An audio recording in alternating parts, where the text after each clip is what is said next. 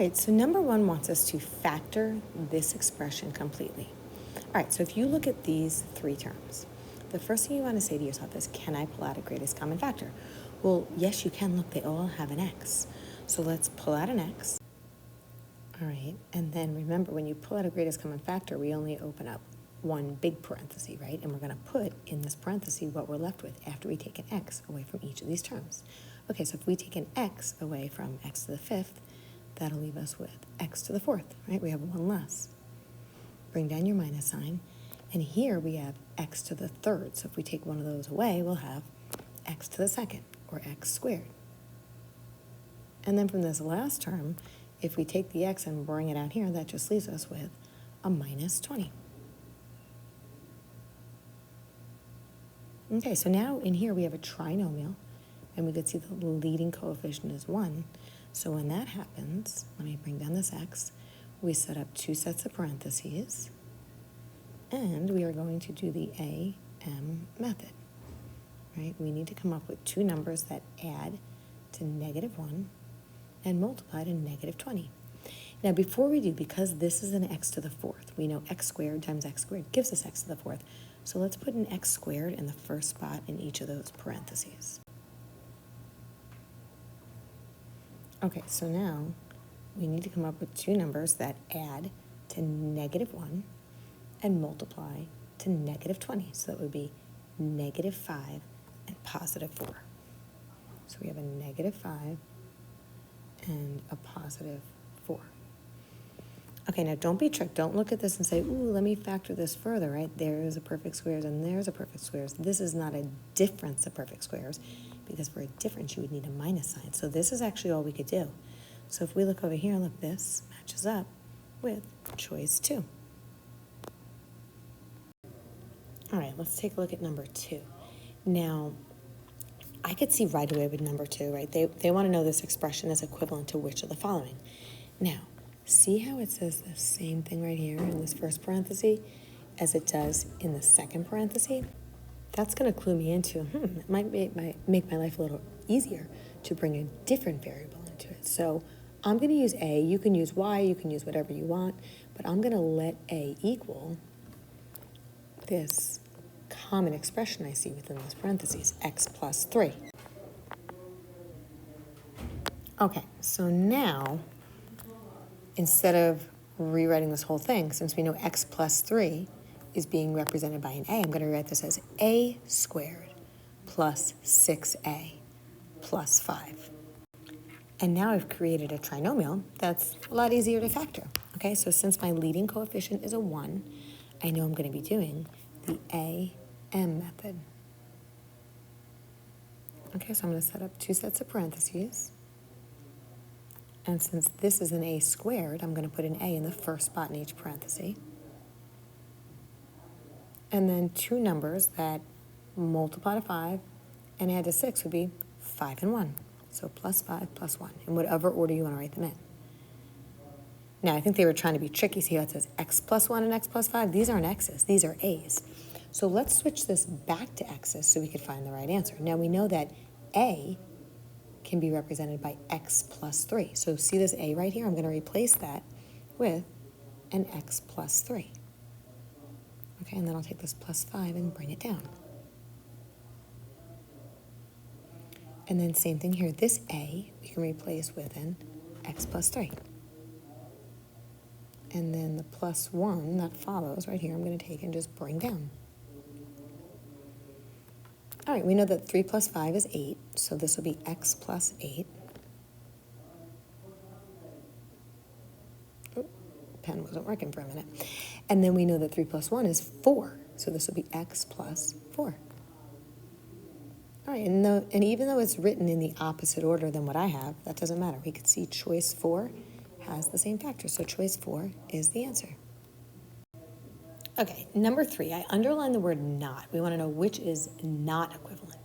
All right, so, I mean, you can go about this a couple of different ways, but I'm going to, since I see 4 terms here, I'm going to start off by factoring it by grouping. So I'm going to group together the first 2 terms and group together the second 2 terms. All right, let me write over here. Come down here. So when I do, out of these first 2 terms, I can pull out an x squared which is going to leave me with an x plus 2. Okay, now out of these two terms, I can pull out, since it starts with a negative, I could pull out a negative 9, which would also leave me with positive x and positive 2. Okay, I'm dividing each of these terms by negative 9. And when I do, that's what I'm left with. Now, this is good. They both say x plus 2 in the parentheses, so I think I'm going about this the right way. So what I'm going to do is I'm going to take what's in front of those parentheses, the x squared and the minus 9, and I'm going to group that together as my first factor. And then you're going to take that common parenthesis of the x plus 2, right, that we see here, and you're going to bring it down as your next factor. Now, we're not done, because look at that x squared minus 9. Isn't this a difference? And both of these are perfect squares, so this is a difference of two perfect squares. This is dots. So I can factor that further to x plus 3 times x minus 3. Right? We take the square root of the first term and put it in the first spot in each parentheses, the square root of the second term and put it in the second spot in each parentheses, and you make 1 plus and 1 minus. And then we just bring down this x plus 2 because there's nothing else we can do with that.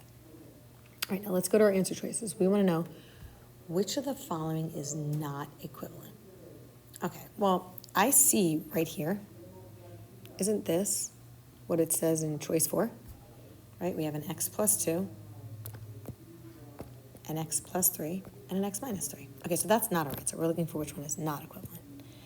All right, so let's start. I guess I'll just start up at the top. So if I look at this, if you think about, right, if these both say an x plus 2, can't we take what's in front of the parenthesis and group those together? Isn't this just the middle step of grouping by factor by grouping, right? We could take the x squared and the minus 9 and group those together as our first factor. And we can take that common binomial of the x plus 2, and we can group those together. And if you look, I'm not even going to go any further. Doesn't that just match up with what it says here? And actually, look at this. Didn't our original expression match up with what we had here? So we could have known right from the beginning. So this one, right, is equivalent to here, as well as this original expression being equivalent to there. So that is not our answer. All right, let's look at choice 2. Now in choice 2, see how within each parenthesis it says x squared minus 9. Let's take what's in front of them, the x plus 2, and group that as our first factor.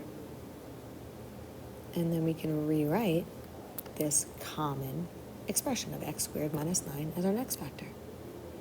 Now, although we can factor this further, I'm not going to bother because, look, again, we could see that this matches up with this, right? We have the x plus 2, and we have the x squared minus 9. So choice 2 is not our answer. All right, let's look at choice 3, just to be sure. Now, I see it. The reason why choice 3 does not match up, although it has the x squared minus 9, this says x minus 2, and we have an x plus 2. So choice 3 is the one that is not equivalent. That's our answer. Okay, so number 4 wants to know which factorization is incorrect. Okay, so incorrect. Okay, so I could see that choice 1, let's start there, is a difference of perfect squares, right? The square root of 16a squared would be 4a, so that would go in the first spot in each parenthesis. The square root of 49 is 7, so that would go in the second spot in each parenthesis, and we make 1 plus and 1 minus. So this is correctly factored, so that is not our answer. All right, let's take a look at number 2. All right, so we have 6 terms. So we know with 6 terms, we could either group this into 3 groups of 2 or 2 groups of 3. Now, I could tell right away by looking, see how this, look at the leading coefficients. There's a 1, 5, 6, 1, 5, 6. So I'm going to group this into 2 groups of 3. Okay, now out of this first trinomial, the only thing I could factor out is an x, right? They all have an x in common. So if I factor out an x, that's going to leave me with x squared plus 5x plus 6. Okay, basically all I did was I took an x out of each of these terms. Now out of these, there's really nothing we could take out. So to show I'm taking something out, I'm going to factor out a positive 1. So when you factor out a positive 1, nothing changes. So I'm just going to leave in parentheses what I originally had. Okay, so now I'm going to take the x and the plus 1. I'm going to take what's in front of the parentheses, and I'm going to make that my first factor. And then I'm going to take, look at this, what they have in common, and I'm going to rewrite that. Now, this x squared plus 5x plus 6. Okay, this is a trinomial where my leading coefficient is 1. So if I could factor this further, I'd need to find two numbers that add to 5 and multiply to 6. All right, so let me first just bring down the x plus 1, and let me open up two sets of parentheses. And since this is an x squared, I'm going to put an x in the first spot in each parenthesis. All right, let's go back to this. What two numbers multiply to 6 and add to 5? 3 and 2. So x plus 3 and x plus 2, in whatever order you want to put them in. All right, so here we go. This matches up with this. So choice 2 is a correct factorization. So we're going to cross that one off too, okay? That one we're looking for incorrect. All right, so let's take a look at option 3. Okay, so we have 4 terms, so I'm going to jump right into grouping. So when I group together the first two terms, I could pull out an m squared, which leaves me with m plus 3. And when I look at the next two terms, I'm going to pull out a negative 4. Right, I know negative because this first term is negative. So when I pull out a negative 4, that's going to leave me with m, and then 12 divided by negative 4 is negative 3, so m minus 3. Now we ran into a problem because look at this. These do not match. These are not the same. They're not equal. So unfortunately, this expression cannot be factored by grouping. Not all expressions can be factored by grouping. So this right here is not going to be our factors.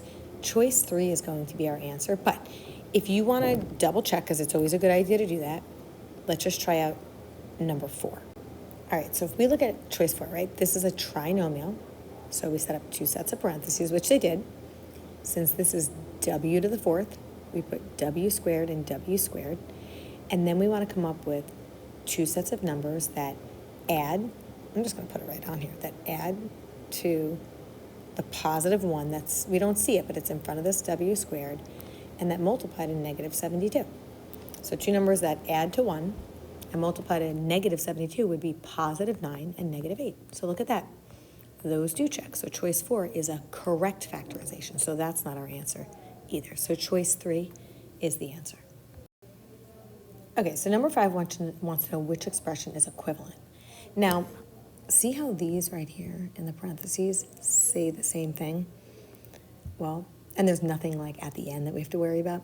Well, if these say the same thing, we can take what's in front of those parentheses and group those together as a factor. Okay, so we're starting off on that middle step of factor by grouping. So I'm going to group together the x to the 16th, y to the 4th, minus 25 as one parenthesis. And then I'll rewrite this common expression as our next factor. Okay, now we want to look and say, can I factor further? Do we have a difference of perfect squares? Well, this is a difference, and everything here is a perfect square. And actually, same thing here. This is a difference, and what comes before it and after is a perfect square. So we're going to be able to factor both of these further. So I'm going to set up, I'm actually going to move this, give myself a little more room.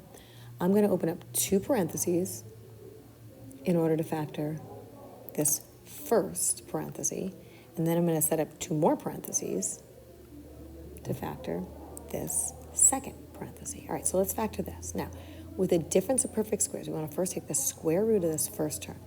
Now remember, the square root of x to the 16th, it's not x to the 4th, it's x to the 8th. When it's an exponent, we cut it in half. All right, so the square root of this first term would be x to the 8th y squared. So that's what I'm going to put in the first spot in each parenthesis. Okay, now we know we're going to have 1 plus and 1 minus. And the square root of 25 is 5, so we're going to put that in the second spot in each parenthesis. Okay, so now if we come over here, the square root of the first term is x squared, so we're going to put that in the first spot in each parenthesis. And we make 1 plus and 1 minus. And then the square root of 81 is 9, so we put that in the second spot in each parenthesis. Now, if you look here, right, the two addition signs cannot factor further. With addition, it's never going to be dots. Here we can't factor this further because 5 is not a perfect square. This right here does factor further. Doesn't this factor to x plus 3 and x minus 3? But I'm looking ahead at the answer choices. I'm not even going to bother factoring further because look, doesn't these 4 factors match up exactly with these 4 factors? They didn't say to factor this completely. They just said which expression is equivalent. So we don't even have to finish factoring this. Choice 4 shows the equivalent answer. All right, so number 6 wants to know which rule can be proved for all real numbers. So what we're going to have to do is we're going to have to take the left side of each of these rules and write them out and distribute everything and see if we wind up with the right side. All right, so let me start with the first one.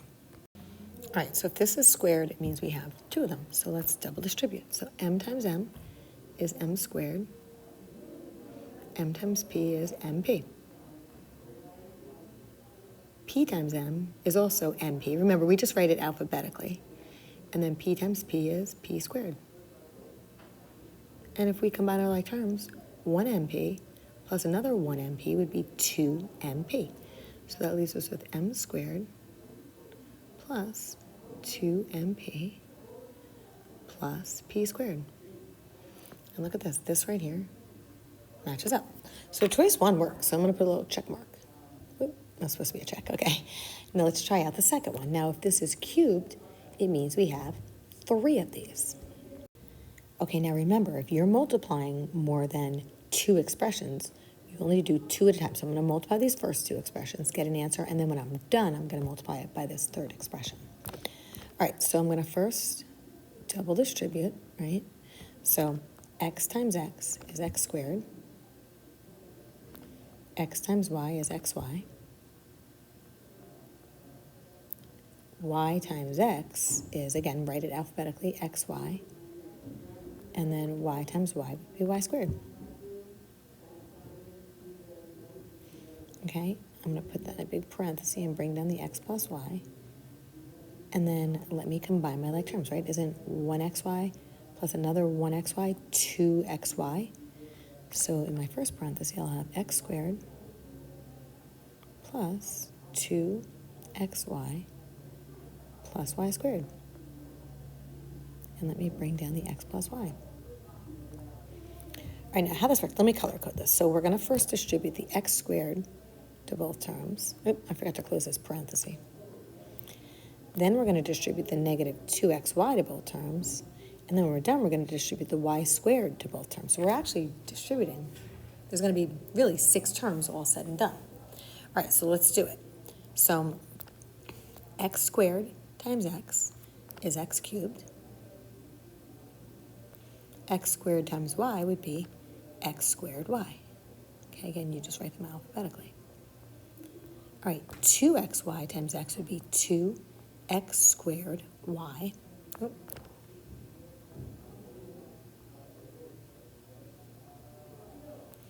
And then 2xy times y would be 2xy squared.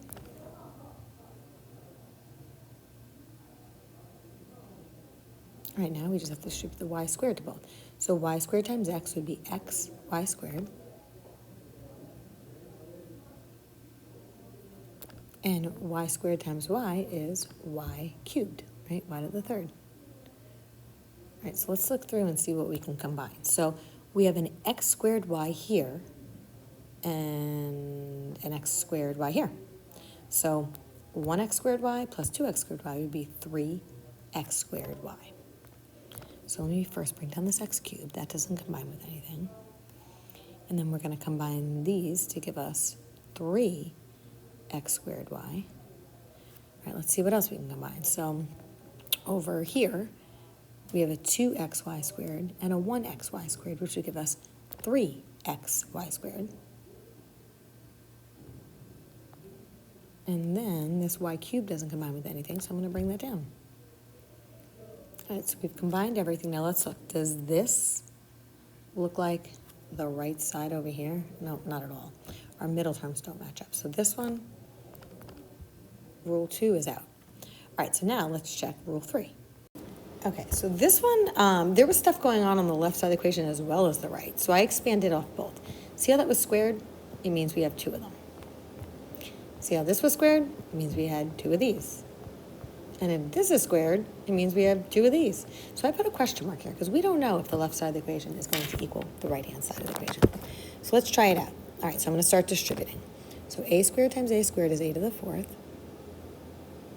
A squared times b squared is a squared b squared. All right, b squared times a squared. Let me actually just b squared times a squared. Again, write it alphabetically. It would be a squared b squared. And b squared times b squared is b to the fourth. So let me just combine my like terms on this side of the equation. So here it looks like I could combine these two middle terms. 1a squared b squared plus another 1a squared b squared would be 2a squared b squared. And I'm going to bring down this a to the fourth plus, and I'll bring down this b to the fourth. So that's really all we could do on the left side of the equation. All right, let's expand out the right side of the equation and see what happens. So a squared times a squared is a to the fourth. A squared times negative b squared would be negative a squared b squared. Negative b squared times a squared, again, would be negative a squared b squared. And negative b squared times negative b squared is going to be positive b to the fourth. Okay, now, there's no plus or minus signs in these parentheses here, so you're just going to multiply. So 2ab times 2ab would be 4a squared b squared, right? 2 times 2 is 4. A times a is a squared, and b times b is b squared. All right, so now let's combine our like terms. So we have a negative 1 a squared b squared, another negative 1 a squared b squared, and a positive 4 a squared b squared. All right, so negative 1 and negative 1 is negative 2, and negative 2 plus 4 is positive 2. So that's going to leave us with a positive 2a squared b squared. And let me bring down this a to the fourth. And then let me bring down this b to the fourth. And if we look here, look, this says the same exact thing as this. So this one checks out as well. So choice 3 also checks. So it looks like the correct answer would be choice 4, 1 and 3. I know we can't see that because my eraser went right over it. Let me get rid of that. But yeah, choice 4 says 1 and 3. So that's our answer. All right, number 7, given the polynomial identity, so they give us this, which equation must also be true for all values of x and y? Okay, so they're telling us that this right here is true, right? X to the 6 plus y to the 6 equals this. All right, so let's go through the answer choices. So choice 1 says x to the 6 plus y to the 6 equals, and this is what they give us. So basically, if this is true, this should be equal to this. Well, let's look at it closely.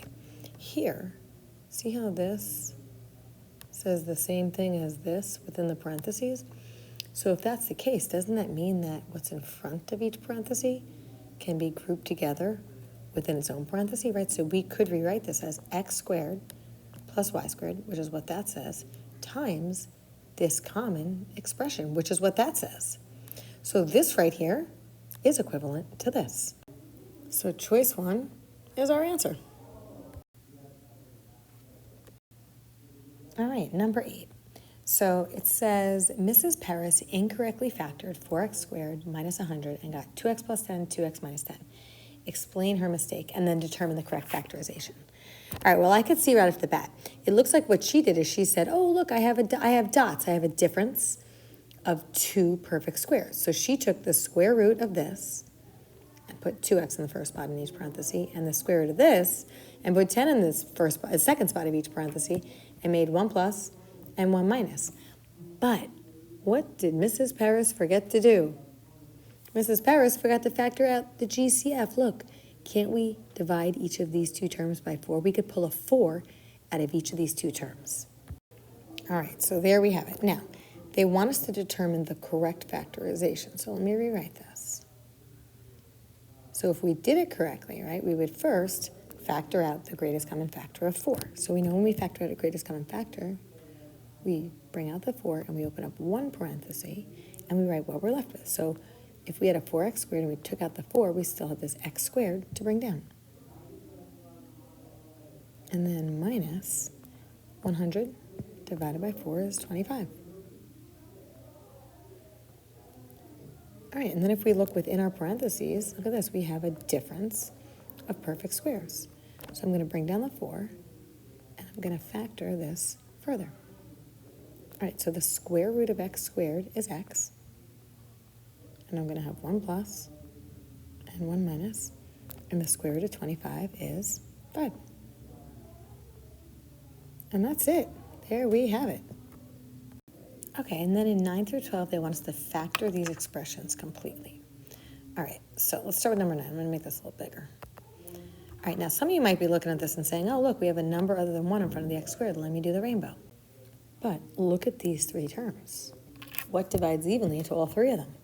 A 4, right? So what we're going to do is we're going to pull out the greatest common factor of a 4. So if I pull out a GCF, I know I only open one parenthesis. All right, so 24 divided by 4 is 6, so I'll have 6x squared. 4 divided by 4 is 1, so it'll leave me with plus 1x, which I'm just going to write as plus x. If you want to put the 1 there, you can. And then negative 8 divided by 4 is negative 2. Okay, so now I'm going to look at this trinomial and say, can I factor further? Well, we still do have a number other than 1 in front of our first term, so we are going to have to do the rainbow. Okay, let me do this. Let me first bring down the 4. I'm going to make my parenthesis pretty big. Now, when I do the rainbow, we know we bring down the first term. Okay, this comes down, so we bring down the 6x squared. We leave a big space, and we bring down that last term. Okay, now we have to come up with 2 numbers that multiply to the rainbow number. Now, the rainbow number is negative 12, right? 6 times negative 2 is negative 12. So we need to come up with 2 numbers that add to the number in front of the x, so it's going to add to 1, and that multiply to the rainbow number. All right, so let's think about it. 2 numbers that multiply to negative 12 and add to positive 1 will be positive 4 and negative 3. And you can write them in whatever order you want. So I'm going to write negative 3, and don't forget the x next to it, and then positive 4. And again, don't forget the x, right? If this term in the middle has an x, these 2 terms right here are going to have x's. All right, so now let's bring down the 4. And now it's time to do grouping. So when we group together the first 2 terms, out of the first 2 terms, we could pull out a 3x, which in parentheses leaves me with 2x minus 1. All right, now to these last 2 terms, we could pull out a positive 2, which in parentheses also leaves me with a 2x minus 1. Okay, so close that parenthesis, and see this parenthesis we opened? We have to close that one as well. All right, so now let's bring down what we have. So I'm going to bring this 4 down, and then I'm going to group together the 3x plus 2 as one of my factors. And then I'm going to rewrite this 2x minus 1, right, the common expression we see here, as my final factor. All right, and there we go. These are our 3 factors, 4 times 3x plus 2 times 2x minus 1. So this is factored completely. Let's come over here to number 10. Now, when you look at number 10, I could see that this expression is not written in standard form. We have to take the term with the biggest exponent, so the negative 3x to the 5th, and put that first. Then we're going to take the term with the next biggest exponent, so the positive 30x cubed. And then the term with the lowest exponent, the negative 72x, and put that last. All right, so this is now in standard form. Standard form means your exponents go in descending order.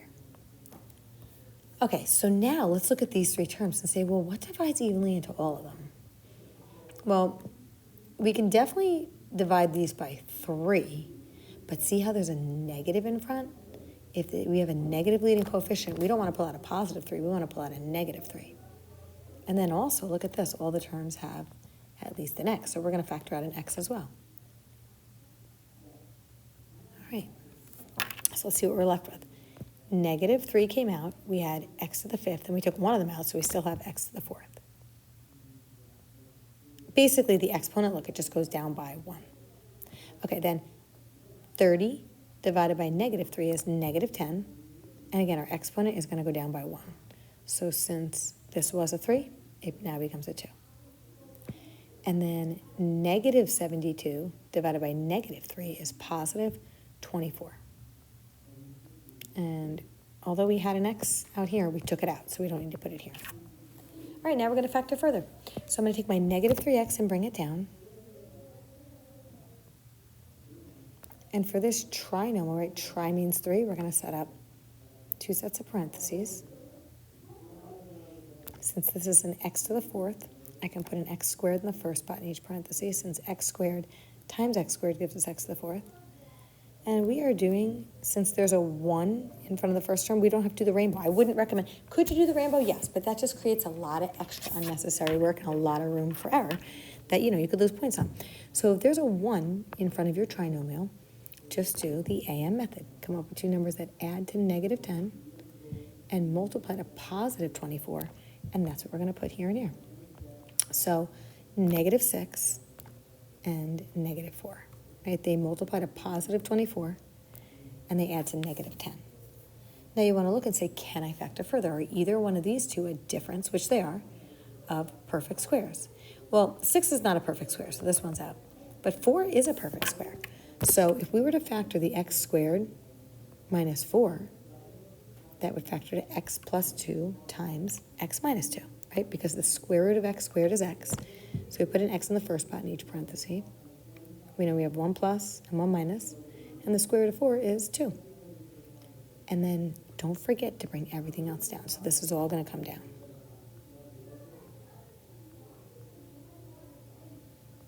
And there we have it. Okay, this is our answer. That was kind of an in-depth problem. All right, let's take a look at number 11. Now, number 11, there are 6 terms. So remember, with 6 terms, you can either group it into 2 groups of 3 or 3 groups of 2. Now, I can tell by looking at the exponents. If I were to group this in, I'm just going to show you. If I were to group this in 3 groups of 2, look at my exponents. It goes 3, 2, right? So this is 1 bigger than that one. But here, this would be x to the first and x squared. It gets bigger. That's not going to happen. It's not going to have these 2 exponents get smaller and then these ones get bigger. So instead of grouping 3 groups of 2, let's do 2 groups of 3.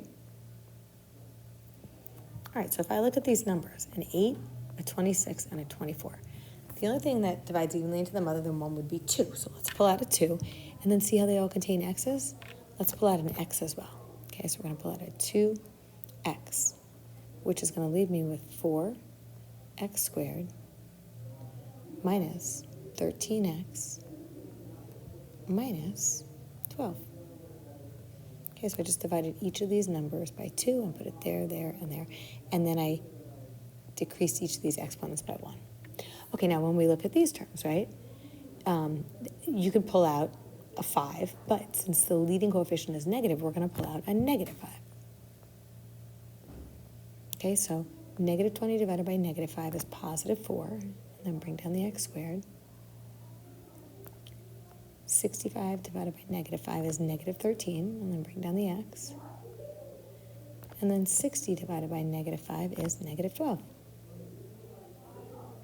Okay, now since these match up, right, we're going to take what's in front of them, so the 2x minus 5, and we're going to group that together as our first factor.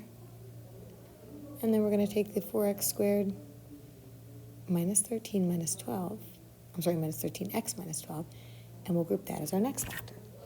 Now, here's the deal. We want to see, like this we can't factor further, but this we want to see if we can. Now, since it's a trinomial and the leading coefficient is something other than 1, to factor that further, we will have to do the rainbow. Okay, so to do the rainbow, I'm going to multiply these two numbers. 4 times negative 12 is negative 48. Okay, and we need to come up with two numbers that add to negative 13 and multiply to negative 48.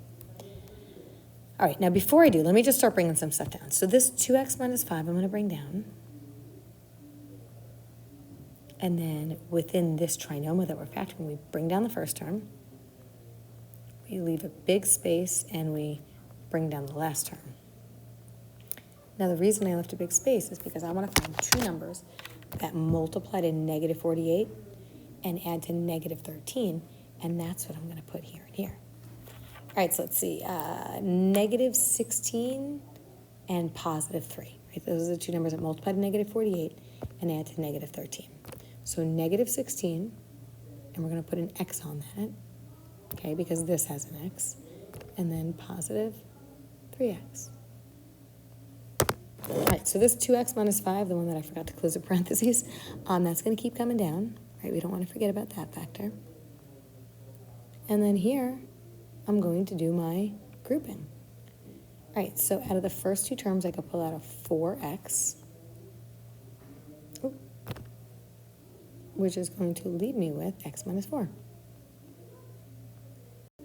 And out of the next two terms, it looks like I could pull out a 3, so plus 3, which would also leave me with x minus 4.